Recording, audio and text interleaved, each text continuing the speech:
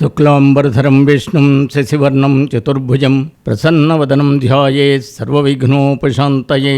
గురుర్బ్రహ్మా గురుర్విష్ణుః గురుర్దేవో మహేశ్వరః గురుః సాక్షాత్ పరబ్రహ్మ తస్మై శ్రీగురవే నమః.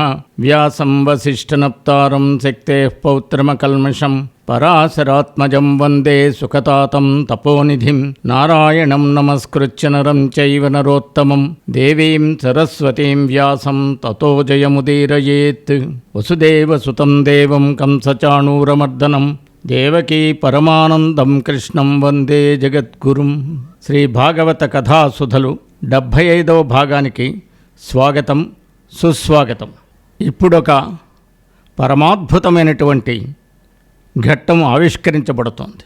మన సనాతన ధర్మంలో భగవంతుడు ఉన్నాడు అని నమ్మడం, ఆ భగవంతుడు సర్వాత్మకుడు, అందరినీ రక్షించేవాడు, కరుణామయుడు, మహానుభావుడు, ఈ సృష్టి స్థితి లయలకు కారకుడు, మోక్షప్రదాత అనే విశ్వాసం అందరిలోనూ ఉంటుంది. ఆ విశ్వాసం హరి తప్ప ఇంకెవరూ లేరు, హరే మోక్షప్రదాత, సర్వేశ్వరుడు అనే నమ్మకం పుట్టుకతోటే గర్భస్థ శిశువుగా ఉన్నప్పుడే ప్రహ్లాదుడికి కలిగింది. కేవలము నారాయణాంశతోటి జన్మించినవాడు తప్ప అటువంటి స్థితికి పుట్టుక ముందరి నుంచే చేరడం చాలా కష్టం. హిరణ్యకశిపుడికి ప్రహ్లాదుడికి ఎన్నో వాదోపవాదాలు జరిగాయి. ఈ సమయంలో ఆ హిరణ్యకశిపుడు ప్రశ్నించాడు, ఎక్కడగలడె ఏ క్రియని చక్కటి వర్తించు ఎట్టి జాడను వచ్చున్ జక్కడుతు నిన్ను విష్ణుని పెక్కులు ప్రేలెదవు వాని భృత్యుని పగిదిన్. ఎక్కడ్రా హరి ఏ రూపంలో ఉంటాడు, ఏ విధంగా వస్తాడు, వాడి బంటులాగా సేవకుల్లాగా వాగుతున్నావు, నిన్ను నీ విష్ణుణ్ణి ఇద్దరినీ చంపేస్తాను అని హిరణ్యకశిపుడంటే ప్రహ్లాదుడు చాలా వినయంగా సమాధానం చెప్పాడు. ఒక్కసారి అది కూడా తిరిగి పరిశీలిద్దాం. కలడంబోధిన్ కలడు గాలిన్ కలడాకాశంబునం కుంభినిం కలడు అగ్నిన్ దిశలం పగళ్ళ నిశలన్ ఖద్యోత చంద్రాత్మలం గలడు ఓంకారమునందు త్రిమూర్తులందు త్రిలింగ వ్యక్తులందంతటన్ కలడు ఈశుండు కలడు తండ్రి వెదకంగానేల ఈయాయడన్. ఇక్కడ అక్కడ అని వెదకవలసిన పని లేదు. సముద్రంలో ఉన్నాడు, గాలిలో ఉన్నాడు, భూమి మీద ఉన్నాడు, నిప్పులో, దిక్కుల్లో, పగళ్లలో, రాత్రులలో, సూర్యునిలో, చంద్రునిలో, ఓంకారములో, బ్రహ్మ విష్ణు మహేశ్వరులనే త్రిమూర్తులలో, స్త్రీ పుం నపుంసక రూపములైన త్రిలింగ వ్యక్తుల యందు సమస్త వస్తుజాలంలో అంతటా శ్రీహరి ఉన్నాడు. అందువలన ఇందుగలడందందులేడని సందేహంబు వలదు చక్రి సర్వోపగతుండు ఎందెందు వెదకి చూచిన అందందే కలడు దానవాగ్రణీ వింటే. ఓ రాజా, చక్కగా విను. హరి ఇక్కడున్నాడు అక్కడున్నాడు అనే సందేహం పెట్టుకోకు.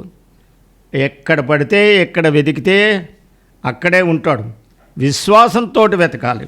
భగవంతుడు సర్వవ్యాపి అయిన జిజ్ఞాసతో అన్వేషించే భక్తులకు కనిపిస్తాడు అన్న సత్యం ఇందులో గోచరిస్తోంది. ఈ విధంగా ప్రహ్లాదుడు గొప్ప ప్రతిజ్ఞ చేసేశాడు. శ్రీహరి అన్ని చోట్ల ఉన్నాడు, సర్వాత్మకుడు అన్నాడు. హరి సర్వాత్మకుడు అని చెప్పేటప్పటికీ ఈ దైత్యుడైనటువంటి హిరణ్యకశిపుడు ఇక్కడ లేడు అక్కడ లేడని చెప్పి బాధిస్తాడేమో ప్రహ్లాదుండని శ్రీ నరసింహాకృతిని దాల్చిన శ్రీ మహావిష్ణువు ఆ అచ్యుతుండు నానాజంగమ స్థావరోత్కర గర్భంబుల అన్ని దేశముల ఉద్దండ ప్రభావంతో ప్రవేశించి అన్ని చోట్ల లోపలున్నాడు నరసింహాకృతిగా. ఈ హిరణ్యకశిపుడు ఎటువైపు చూపెట్టి ఎక్కడున్నాడని అడుగుతాడో అని అన్ని వైపులా పైన కింద సభామండపంలో అణువున శ్రీహరి నరసింహావతారంతో నరసింహాకృతితోటి అదృశ్య రూపంతో ఉన్నాడు.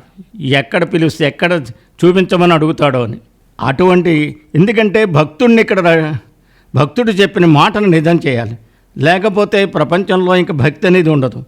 అందువలన ఆ శ్రీ మహావిష్ణువు ప్రతి చోట ఉండి సిద్ధంగా ఉన్నాడు. అది నరసింహాకృతిలో సిద్ధంగా ఉన్నాడు.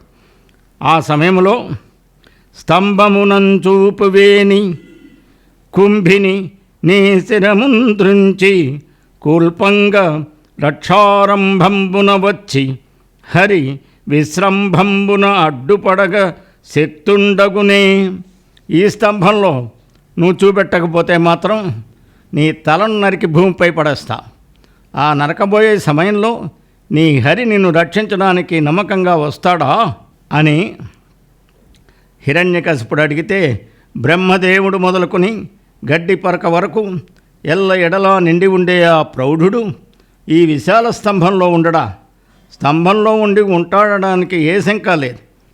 నేను అతడు తన స్వరూపంతో మాయ లేకుండా ప్రత్యక్షంగా కనపడతాడు నీకు అన్నాడు. అనగానే వినరా డింభక, హిరణ్యకశిపుడు అంటున్నాడు ప్రహ్లాదుడితో, వినరా డింభక మూఢచిత్త గరిమన్ విష్ణుండు విశ్వాత్మకుండని భాషించెదవు.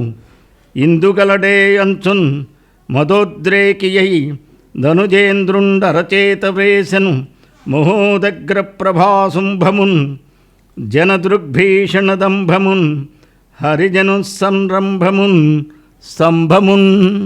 ఎప్పుడైతే ఎక్కడ పడితే అక్కడ ఉంటాడు, నువ్వేం కంగారు పడక్కలేదు, పిలువు అన్నాడు. అనగానే, ఓ వినరా మూర్ఖుడా అర్భకుడా, హరి సర్వవ్యాపిని అంటున్నావు, అయితే ఈ స్తంభంలో ఉన్నాడా అంటూ తన అరచేతితో మదమెక్కిన పొగరుతో ఉద్రేకంతో భయంకరంగా వెలిగిపోతూ చూపరుల కళ్లకు భయం కొలిపేటట్టుగా ఆ రాక్షసరాజు హరి ఆవిర్భవించబోయే స్తంభాన్ని గట్టిగా చరిచాడు. ఇప్పుడు ఏ విధంగా ప్రత్యక్షమయ్యాడు? ఈ హిరణ్యకశిపుడు ఎన్నో కోరికలు కోరాడు బ్రహ్మదేవుణ్ణి. ఆ కోరినప్పుడు ఏ విధమైనటువంటి విషయాల్లోనూ ఎలాగైనా సరే ఎవరి వలన తనకి మృత్యువు రాకూడదో అదంతా పెద్ద పట్టికి ఇచ్చేశాడు బ్రహ్మదేవుడి దగ్గరికి. ఆ బ్రహ్మదేవుడికి పట్టికి ఇచ్చేసి అక్కడ వరాలు కోరాడు. తపస్సు చేశాక బ్రహ్మ ప్రత్యక్షమయ్యాక ఆ వరాలు ఏమిటో దాన్ని హిరణ్యకశిపు వరాలు అంటారు. ఆ హిరణ్యకశిపుడికి అడిగిన వరాల గురించి ఒక్కసారి ఇప్పుడు గుర్తు చేసుకుందాం. గాలిన్ కుంభినిన్ అగ్నిన్ అంబూలన్ ఆకాశస్థలిన్ దిక్కులన్ రేలన్ ఘస్రములన్ తమఃప్రబలన్ భూరిగ్రాహ రక్షో మృగ వ్యాళాదిత్య నరాది జంతు కలహ వ్యాప్తిన్ శస్త్రాళిన్ మృత్యువు లేని జీవనము లోకాధీశ ఇప్పింపవే. ఓ బ్రహ్మదేవ అంటూ ఆ కాలంలో తపస్సు చేసినప్పుడు అడిగిన వరాలు మనం గుర్తు చేసుకుందాం. గాలిలో కానీ, భూమిపై కానీ, అగ్నిలో కానీ, నీటిలో కానీ, ఆకాశంలో కానీ, అష్టదిక్కులలో కానీ, రేయింబవళ్లలో కానీ, చీకటి వెలుగులలో కానీ, రాక్షసులు, మృగాలు, సర్పాలు, దేవతలు, నరులు మొదలైన వారితో యుద్ధ సమయంలో కానీ, వివిధములైన అస్త్రశస్త్ర సమూహంచే కానీ మృత్యువు లేని రాని జీవనాన్ని నాకు అనుగ్రహించు అన్నాడు. చాలా కష్టమైన వరాలు అడిగావు, బుద్ధి తెలుసుకుని ప్రవర్తించు, ప్రపంచానికి లోకానికి శ్రేయస్సు కలిగే నడవడికతోటి బుద్ధి సంపద కలిగి చక్కగా జీవించని బ్రహ్మదేవుడు చెప్పి, ఈ వరాలు ఇదివరకు ఎవరు అడగలేదు, ఇక ముందు అడగరు, అయినా నీ తపస్సుకు మెచ్చి ఇస్తున్నాను అని ఇచ్చాడు. ఇప్పుడు ఆ వరాలన్నీ నిజం చేయాలి. ఎందుకంటే సృష్టికర్త మాట అబద్ధం అవ్వకూడదు. సృష్టికర్త అన్ని వరాలు ఇచ్చాడు కష్టమైనవి. ఆ వరాలన్నీ నిజం చేయడానికి నరుడు కానీ నరుడవ్వకూడదు, జంతువు అవ్వకూడదు, రాత్రి కాదు పగలు కాదు, సూర్యోదయానికి ముందు కాదు సూర్యాస్తమయానికి ముందు కాదు, రాత్రి కాదు, ఆకాశంలో కాదు, పాతాళంలో కాదు, ఏ ఆయుధంతోనూ కాదు. ఇలాంటివన్నీ మృత్యువు రాకుండా వీటి వలన వరం కోరాడు. అందువలన శ్రీహరి నరసింహావతారం రూపంలో సింహము నరుడు సగం సగం ఆకారంలో ఉద్భవించాడు.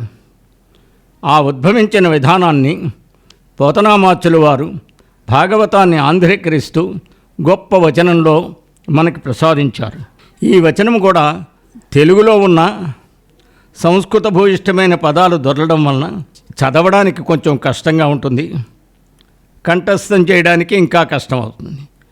ప్రస్తుతానికి పోతనామాచ్యుల వారు చెప్పిన విధం, ఆయన రాసిన వచనం ఈ సందర్భంలో మనం ఒక్కసారి పఠించి తెలుసుకుందాం. శ్రీహరి నరసింహ రూపంబున స్తంభమునందు ఆవిర్భవించుట.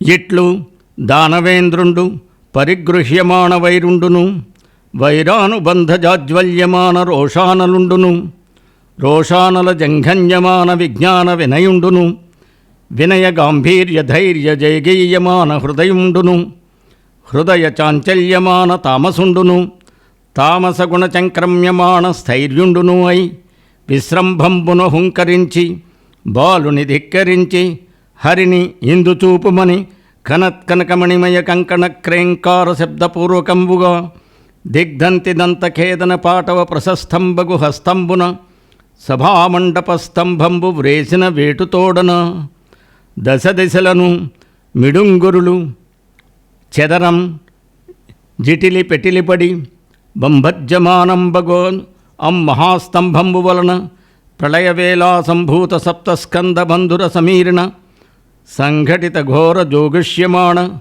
మహావలాహక వర్గ నిర్గత నిబిడ నిష్ఠుర దుస్సహ నిర్ఘాత సంఘ నిర్ఘోష నికాసంబులైన ఛట స్ఫట స్ఫటధ్వని ప్రముఖ భయంకరారావ పుంజంబులు జంజన్యమానంబులై ఎగసి ఆకాశ కుహరాంతరాళంబు నిర్వకాశంబు చేసి నిండినన్ పట్టుచాలక దోదూయమాన హృదయంబులై పరవశంబులై పితామహ మహేంద్ర వరుణ వాయుశిభి ప్రముఖ చరాచర జంతుజాలంబులతోడ బ్రహ్మాండ కటాహంబు పగిలి పరిస్ఫోటితంబుగా ప్రఫుల్ల పద్మయుగళ సంకాస భాసుర చక్రచాపహాల భాసుర చక్ర చాపహల కులిశాంకుశ జలచర రేఖాంకిత చారుచరణతలుండును, చరణ సంక్రమణ ఘన వినమిత విశ్వంభరాభార దౌరేయ దిక్కుంభి కుంభీనస కుంభినీధర కూర్మ కులశేఖరుండును, దుగ్ధ జలదిజాత సుండాల సుండాదండమండిత ప్రకాండ ప్రచండ మహోరు స్తంభయుగలుండును, గణగణాయమాన మణికింకిణీగణముఖరిత మేఖలావలయ వలయిత పీతాంబర శోభిత గటిప్రదేశుండును, నిర్జర నిమ్నగా వర్తవర్తుల కమలాకర గంభీర నాభివివరుండును, ముష్టి పరిమేయ వినుత తనుతర స్నిగ్ధమధ్యుండును, కులాచల సానుభాగ సదృశ కర్కశ విశాల వక్షుండును, దుర్జన ధనుజపట ధైర్య లతికాల విత్రాయమాణ రక్షో రాజవక్షోభాగ విసంకట క్షేత్ర విలేఖన తుంచులాంగలాయమాన ప్రతాపజ్వలన జ్వాలాయమాన శరణాగత నయన చకోర చంద్రరేఖాయమాణ వజ్రాయుధ ప్రతిమాన భాసమాన నిశాత నఖరతర ముఖనకరుండును, శంఖచక్ర గదా ఖడ్గ కుంత తోమర ప్రముఖ నానాయుధ మహిత మహోత్తుంగ మహీధర శృంగ సన్నిభ వీరసాగర వేలాయమాన మాలికా విరాజమాన నిరర్గళానేకనత భుజార్గళుండును, మంజు మంజీర మణిపుంజ రంజిత మంజుల హారకేయూర కంకణ కిరీట మకర కుండలాది భూషణ భూషితుండును, త్రివళీయుత శిఖరాభ పరిణద్ధ బంధుర కంధరుండును, ప్రకంపన కంపిత పారిజాత పాదప పల్లవ ప్రతీకాస కోపావేశ సంచిలితాధరుండును, శరత్కాల మేఘజాల మధ్య దగద్దగాయమాన తటిల్లతా సమాన దేదీప్యమాన దంష్ట్రాకురుండును, కల్పాంతకాల సకల భువన గ్రసన విలసన విజృంభమాణ సప్త జిహ్వాతులిత తరళతరాయమాణ విభ్రాజమాన జిహ్వుండును మేరుమంధర మహాగుహాంతరాళ విస్తార విపుల వక్త్ర నాసికా వివరుండును నాసికా వివర నిస్సర నిబిడ నిశ్వాస నికర సంఘట్టన సంక్షోభిత సంతప్యమాన సప్తసాగరుండును పూర్వపర్వత విద్యోతమాన ఖద్యోతమండల సదృక్ష సమంచిత లోచనుండును లోచనాంచల సముత్కీర్యమాణ విలోల కీలాభీల విస్ఫులింగ వితాన రోరుధ్యమాన తారకాగ్రహమండలుండును శక్రచాప సురుచిరోదగ్ర మహాభ్రూలతాబంధ బంధుర భయంకర వదనుండును ఘనతర గండశైలతుల్య కమనీయ గండభాగుండును సంధ్యారాగ రక్త ధారాధర మాలికా ప్రతిమ మహాభ్రంకషతంతన్యమాన పటుతర సటాజాలుండును సటాజాల సంచాలన సంజాతవాత డోలాయమాన వైమానిక విమానుండును నిష్కంపిత శంఖవర్ణ మహోర్ధ్వ కర్ణుండును మందదండాయమాన మందర వసుంధరాధర పరిభ్రమణ వేగ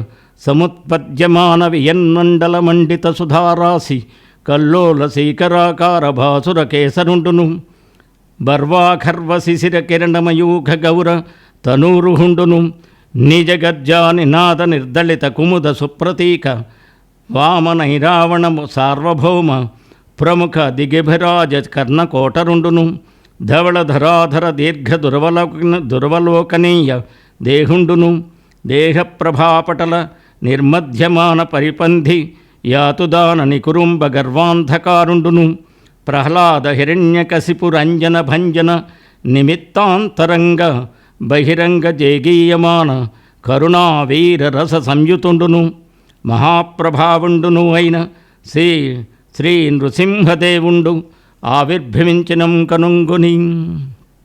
దీని అర్థం వచ్చే భాగంలో తెలుసుకుందాం. సర్వం నారాయణార్పణమస్తు. కృష్ణార్పణమస్తు.